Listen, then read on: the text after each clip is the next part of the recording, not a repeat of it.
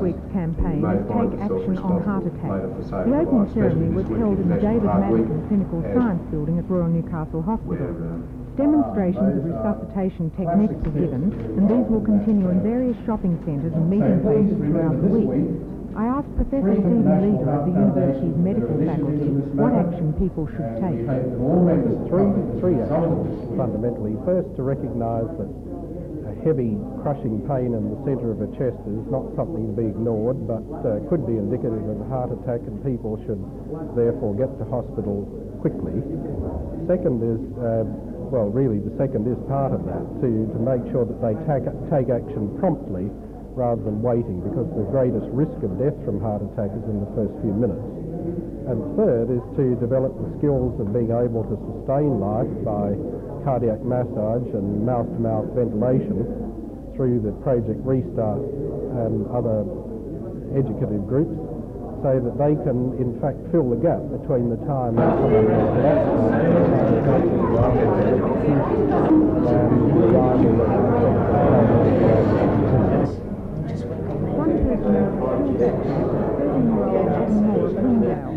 Adam, what was the first sign that your mum was in trouble? This fella's just going to do their job and we're just going to talk, just as if we were talking in. Moaning and groaning. And that's about the first sign I had. Now, what action did you take? Went into a panic, called the ambulance, then did CPR. Right. Had you had any experience of doing resuscitation before? Had you learnt to do it? I learnt to do it on dummies, but not on an actual patient. Mm-hmm. Now, your mum's been sick for quite a long time, but it was the first experience of this type you'd had. Yes. Have you got any advice to any other young people like yourself if they're caught in the same situation? Virtually don't panic. Get help as soon as possible.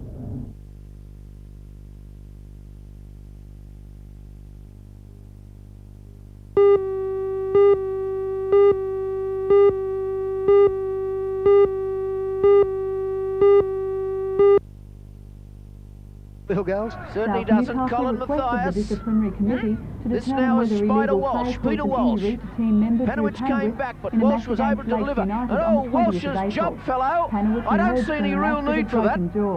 Quite frankly, the touch judge is going on the field of play. He goes up there and bang. That's the boot that came off accidentally from it, and that's the reason Panowitz left the field. Let's not give the wrong impression he went off after the little skirmish. He went off by getting a loose boot to it.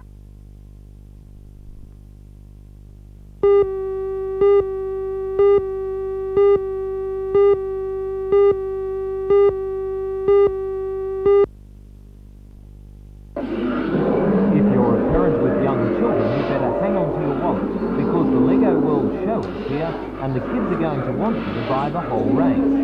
Called Life on Earth, the exhibition opens at the Newcastle Showground tomorrow, thanks to the enterprise of toy shop owner Colin Russell, better known as CJ. He saw the exhibition in Melbourne and brought it here to Newcastle, the first time the show will be seen outside a capital city. This is one of 5 different Lego exhibitions which travel the world, and it leaves you dazzled with its complexity. No, I haven't shrunk. It's just the Lego sets are getting bigger. This monster has 2,100 pieces and took 40 hours to build. Ice and more ice. This model of the Ice Age took 225 hours to build.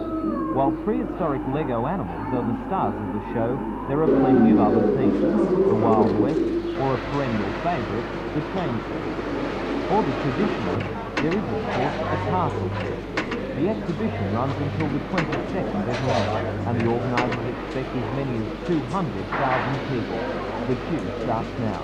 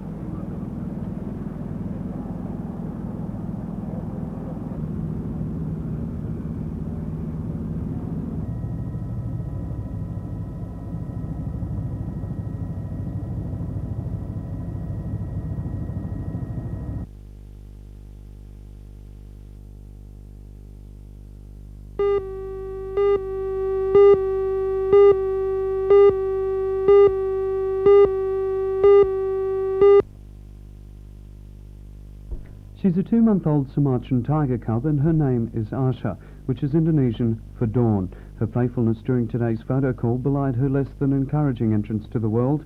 At birth, she and her sister were rejected by their mother, and even though a surrogate was found, her sister died. Not to be deterred, however, Asha is thriving and is already starting to throw her weight around. With the Sumatran tiger an endangered species, Asha's very special indeed, and not surprisingly, she's already won more than her fair share of hearts at Taronga Park Zoo.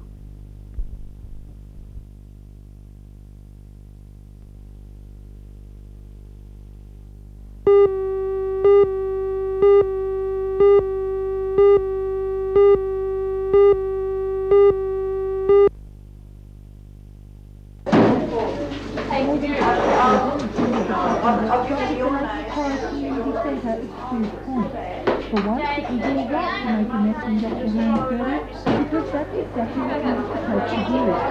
Pots, animals, houses, and many interesting objects emerged from the clay, as the artist obviously enjoyed what they were doing. What do you like about such things? I just like making things with it. And how many things have you made? I made 5 on Monday and I've made, this is my 4th thing today. So you're having a good time? Yep. The potter's wheel was also put to good use, and with a little help from the teacher, dishes and jugs appeared before everybody's eyes from slabs of clay. After the items were made, it was out in the sun for a sunbake to dry off before being put into the kiln for firing. Later this week they'll be glazed, a term which means putting different colours on the pot using heat. And then after that, they'll be taken away to decorate the home. Heaps of that sort of...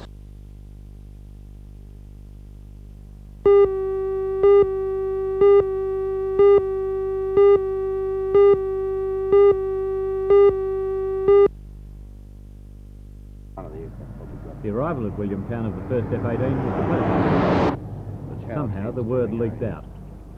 The aircraft, number 1 of 73, which will be built in the government aircraft factory,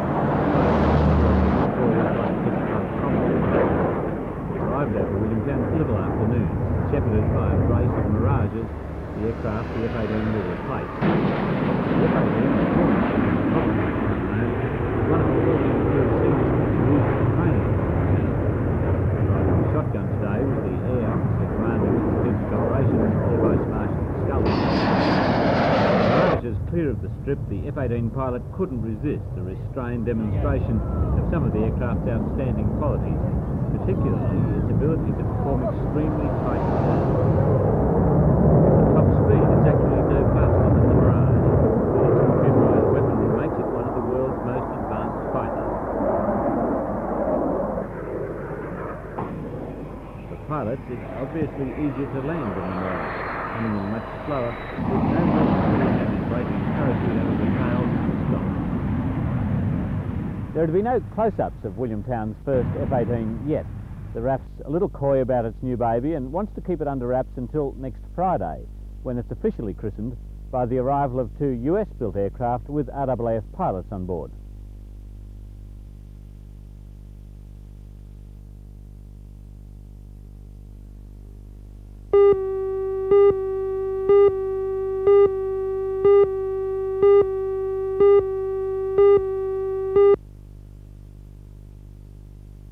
There is a move in the city to scrap the Sydney country matches, and in fact I would suggest that if the match turns out a fizzer this year, it could easily be the case.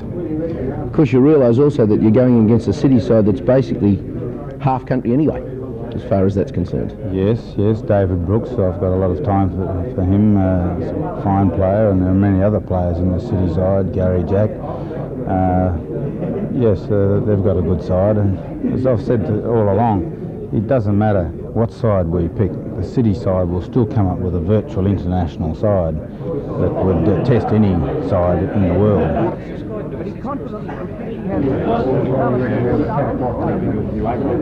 While many mischarges are virtual unknowns, some of the game's top players, the second row forward Noel Creel, he has the game's most devastating player.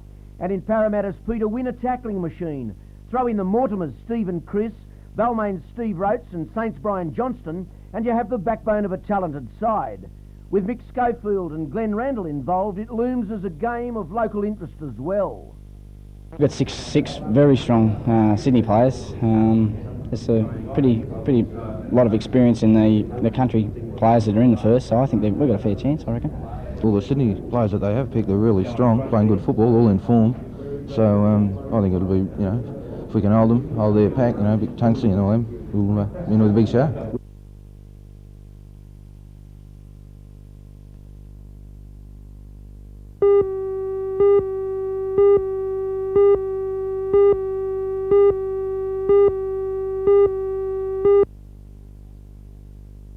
The report recommends approval be granted by the state government for the proposed site at Wallaroo.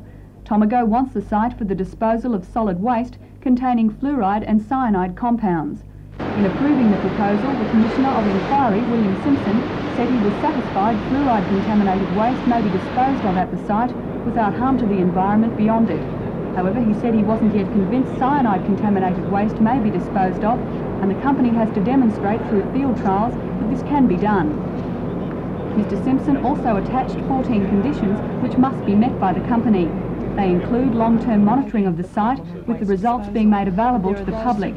All work, monitoring and supervision must also be carried out to the satisfaction of the State Pollution Control Board. Environment and Laboratory Manager at Tomago, Graham Taylor, says despite these conditions, the company is pleased by the findings of the report. Well, I think after 2 years of very intensive investigation into the problem, we're pleased that the Commissioner has recommended approval of the project. You've said, though, that some of the 14 conditions attached to the recommendation are onerous. Which are these? Well, the condition that relates to the limited approval of the project for a period of 10 years we consider to be perhaps unreasonable. Also, the last condition of the approval, which relates to the ultimate decontamination of the site, may cause some problems to us. Are you confident Tomago can operate the waste disposal site under these conditions? Yes, I think we're prepared to operate under the stringent conditions that have been imposed, and at all times will comply with approval conditions of the State Pollution Control Commission.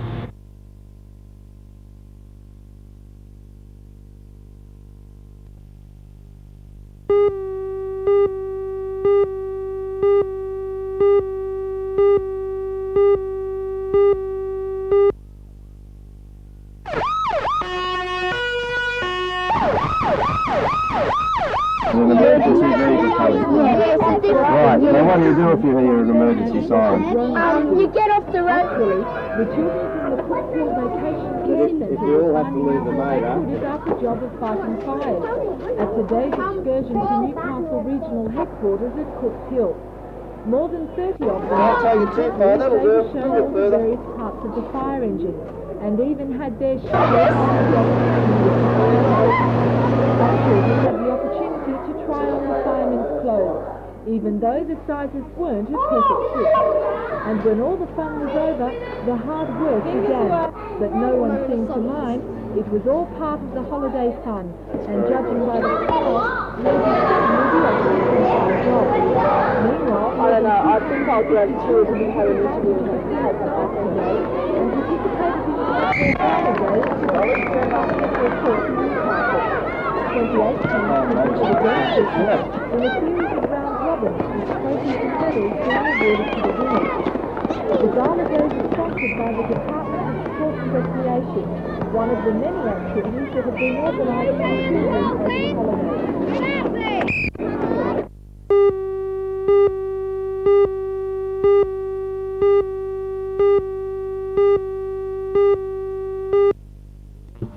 I think with all treatments, patients need to ask a few questions, and these questions are things like, can I find out what's in it? And if it's some secret remedy, then be a little bit suspicious of it. Will it cure all forms of arthritis? First of all, be very wary if somebody says cure, because we really don't have a cure for arthritis. We have very good controls. If we did have a cure, we'd all be using it.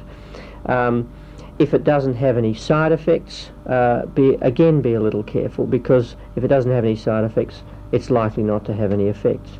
And I think finally it's important for patients to ask what the treatment's going to cost.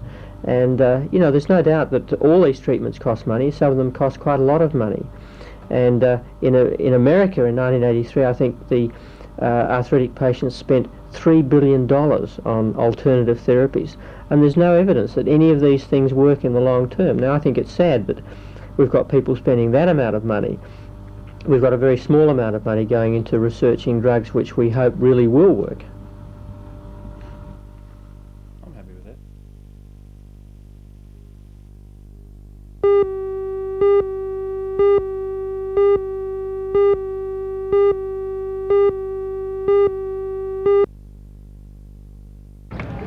The competition, which attracted 472 teams from all over, was conducted throughout the district's greens starting Monday and closing with playoffs and finals today. The competition is run in 4 divisions, with Section 1 going to Kahira, who defeated Warners Bay 10 shots to 6. Division 2 was won by Alder Park, who were too good for Newcastle South, to the tune of 14 to 8. Mayfield West took Division 3 from Stockton 14-5, while New Lambton Ladies were successful 15-8 from Long Jetty RFL in Division 4.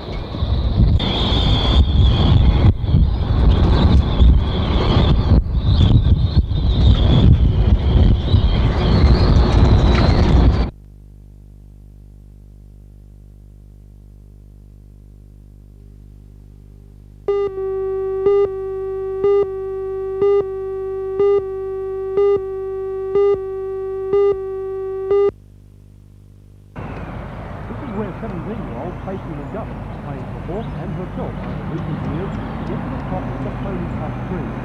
3 hectares of ground at the back of the family pony Wall's End has been put to good use. For the past 7 years, it's been Tracy and her 14-year-old horse Spoopy that together have won Pony Cup title after title, their latest being the 17s and under 21 in the event. Have you lyrically this is wrong. Now in the fire suit. Tracy has certainly done proud of the New Lambton Pony Club of which she's a member. But she worked hard at it. The weekdays every morning before school, a couple of hours, and when I have to school again, I start again. So maybe 4 hours a day, and then the weekends always leave. That's really your much dedication as most such sportsmen in the show these days. You're obviously very, very keen to pursue this even much further than you've done now. Yeah, I'd like to be able to do, but I can't really. I have to be doing something more, like at university or something. What makes you think you can't make a career out of riding when you've done so well so far? Oh, there's not much money in it, and that's what you need to keep going. Like, it costs so much to keep the horses and feed them and transport and everything, so I'd have to have a profession then take it up again.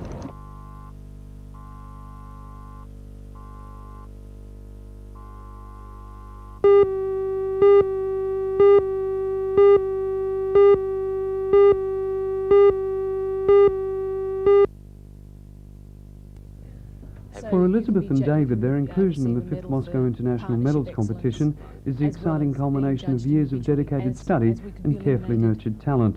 It's also a very important recognition of their standing in the world of ballet, to have been selected to compete against the world's best in a 3-week program which will be judged by no less than 30 international adjudicators. Elizabeth began her ballet training at the tender age of 5 with the Tessa Maunder School, and in 1978, aged 17, graduated to the Australian Ballet School, and 2 years later was accepted into the Australian Ballet Company for its tour of China, and subsequently Elizabeth has danced across Europe a number of times. Despite her already considerable success, Elizabeth is very excited at the prospect of being involved in the prestigious Moscow competition, and so are her fellow performers, who've been giving the pair plenty of support and advice while they rigorously prepare for it, as well as continue their work with the company. According to Elizabeth's parents, who still live in Newcastle, her latest achievement is just reward for her dedication over the years, and something that everyone in the Hunter can feel very proud of. But I mean,